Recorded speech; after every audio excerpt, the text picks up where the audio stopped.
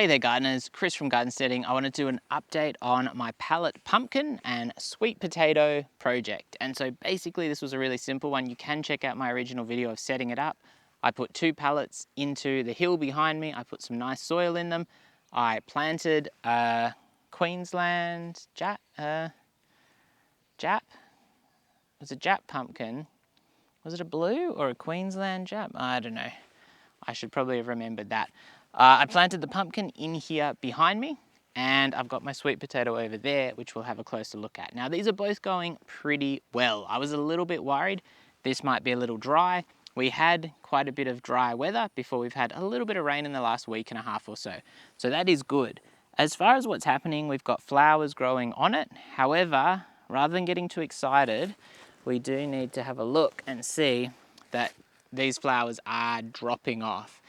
And I think probably what I need to do is I need to go and do a little bit of research and figure out how I can trim my pumpkin to ensure that maybe I'm taking off excess flowers, just giving it a good chance to essentially fruit or veggie.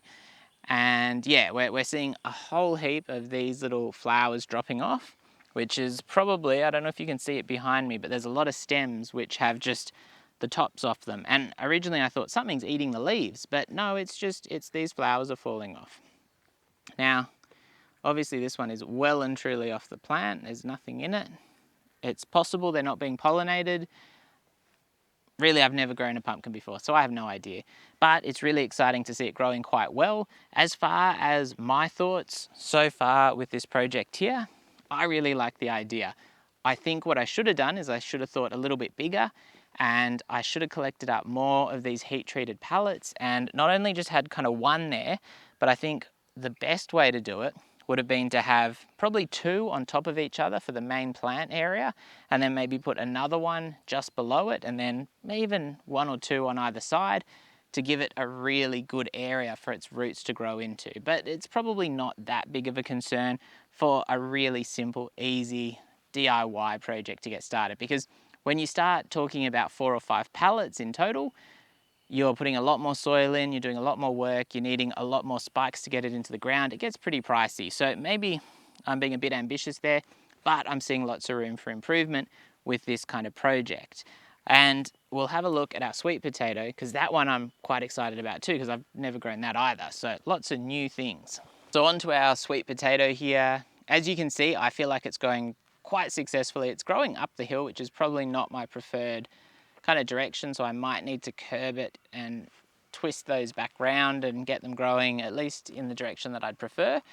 And it's looking nice and healthy. I have watered both of these plants a bit. We've got a first flush system which just flushes into a big barrel, and I use that to water the garden. And so that is a really useful system. It also stops our water from getting so discoloured, because we've got a lot of gums above us, and we get a lot of gum tannin from the roofs into our drinking water otherwise, which, while not probably a huge issue, it's not the most pleasant thing when you have a nice glass of water that looks like piss. So this is looking really good. Probably even more importantly than on our pumpkin, a root vegetable is going to benefit from way more growing area. And so this one again, I reckon if we could have put 4 pallets in, 2 wide by 2 long, it would have been even better. It would have obviously taken out most of this native grass, which I really like the native grass. I prefer not to lose it. But this is an area where there's plenty of room for improvement if I could just get more pallets. And the big problem is we can't fit a pallet in our car, which is a real challenge. And obviously these ones I've gotten when I've been with family with a bigger vehicle and I've been able to chuck it in. However, my pleas for them to pick up any heat-treated pallets they see, which is quite common where we are in nurseries and various places, they have not done it yet. So this, I will probably have to coerce them into taking me along when we go somewhere that's likely to have them, and might have to buy them a coffee and try and pick up some more of these heat-treated pallets, because it's just one of those things that I can see lots and lots of DIY jobs I could use these for quite successfully. And it's just a matter of getting my hands on them, and they're out there. And obviously life would be a hell of a lot easier if I had a ute or a bigger vehicle.